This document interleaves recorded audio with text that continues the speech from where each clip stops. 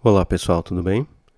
Nessa aula vamos falar sobre loops aninhados. E o que são loopings aninhados? Basicamente é um loop dentro de outro loop. Pode ser um pouco confuso assim falando, mas vamos fazer um exemplo aqui que fica mais fácil de entender. Eu também deixei o nome aqui dele em inglês, que também, caso vocês queiram pesquisar algum termo nesse sentido, ele fica mais fácil de achar, caso vocês pesquisem em inglês. Mas vamos entender o que foi feito aqui. Eu já deixei um programa pronto aqui, né, que eu acho que fica mais fácil de visualizar o que a gente vai tentar fazer. Então, basicamente, o que esse programa faz, né, utilizando esses loops aninhados? Eu pergunto para ele uma quantidade de linhas, então aqui 3, por exemplo, uma quantidade de coluna, né, vamos colocar 5, e vamos passar um símbolo aqui para ele imprimir para a gente. Opa.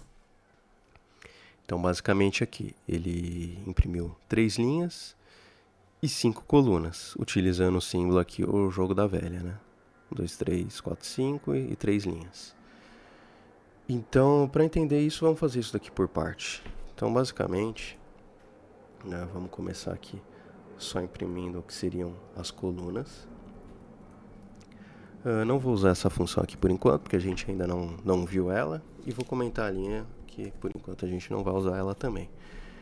Então, basicamente, eu vou pedir, né, uma quantidade de colunas que a gente vai usar via teclado e o símbolo que a gente vai usar via teclado também.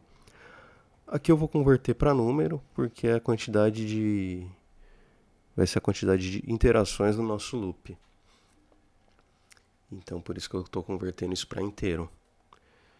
Então, basicamente, eu vou pedir aqui a quantidade de colunas, né? 5 aqui, por exemplo. Vou digitar o símbolo também. E o que aconteceu? Ele, na verdade, me imprimiu linhas aqui, né? Então, é para isso que serve esse parâmetro end.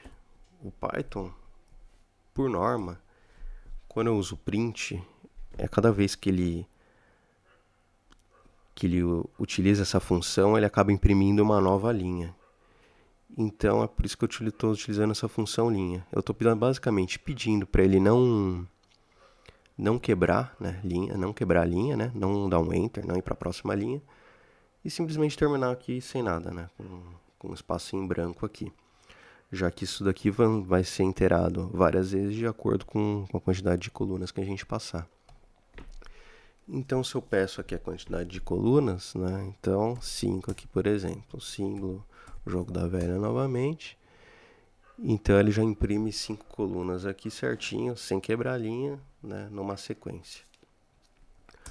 Só um detalhe também, eu estou utilizando o J aqui também, mas é só uma letra que eu escolhi. Vocês podem colocar A, B, C, qualquer letra que for, ou qualquer nome que vai funcionar também.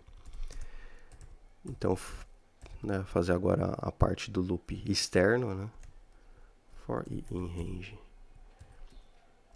de linhas, a gente vai fazer o nosso loop externo, né? Esse loop aqui, o de dentro, é o interno.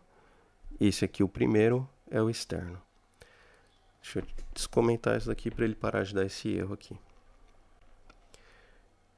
Então, basicamente, ele vai, para cada interação aqui, ele vai fazer, né, as quantidades de interações necessárias dentro desse loop.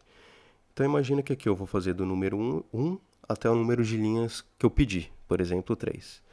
Então, ele vai entrar aqui nessa primeira interação do loop e vai imprimir, né, a quantidade de colunas que eu estiver pedindo aqui. Por exemplo, se eu pedir 5. Então, ele já vai imprimir aqui 5 vezes. Depois que isso acontecer, ele vai sair desse loop e já vai entrar aqui novamente. Aí ele vai para a sua segunda interação. Quando ele fizer isso, ele já vai imprimir uma nova linha. E aqui, quando ele for para uma nova linha, ele vai repetir esse processo, né? Ele vai vir aqui, vai, né, colocar a segunda linha e as 5 colunas novamente, né, empilhando aqui da mesma forma que foi feito aqui. Se eu executar da forma que está aqui, a gente ainda vai ter, né, um probleminha, porque vai faltar um print. Mas só para vocês visualizarem, ele Aqui ele ainda empilha, né? Por que que ele empilha? Porque eu preciso fazer a quebra de linha aqui. Então eu coloco um print que vai estar alinhado a esse loop externo, ou seja, esse print aqui, que eu estou colocando tudo a todas as colunas de forma sequencial, pertence a esse for aqui, e esse print aqui pertence a esse for aqui. Sempre lembrando a questão da indentação, né? A questão da indentação aqui é onde eu respeito essas hierarquias. Então, isso que está indentado depois disso pertence a esse, né? E aqui, idem, está indentado depois disso, pertence a ele. Então, vamos rodar agora. Peço 3 linhas, 5 colunas, digito aqui um jogo da velha. Pronto, agora ele já exibe certinho o que eu pretendia, né? Bom, é isso, pessoal. A explicação do que são os loops aninhados. Ele é um pouco confuso, mas depois fica simples de entender conforme a gente for usando. Espero que vocês tenham gostado da aula. Qualquer dúvida é só perguntar aí nos comentários. E é isso. Se inscrevam no canal. Se vocês gostaram, deem um like. Muito obrigado e até a próxima.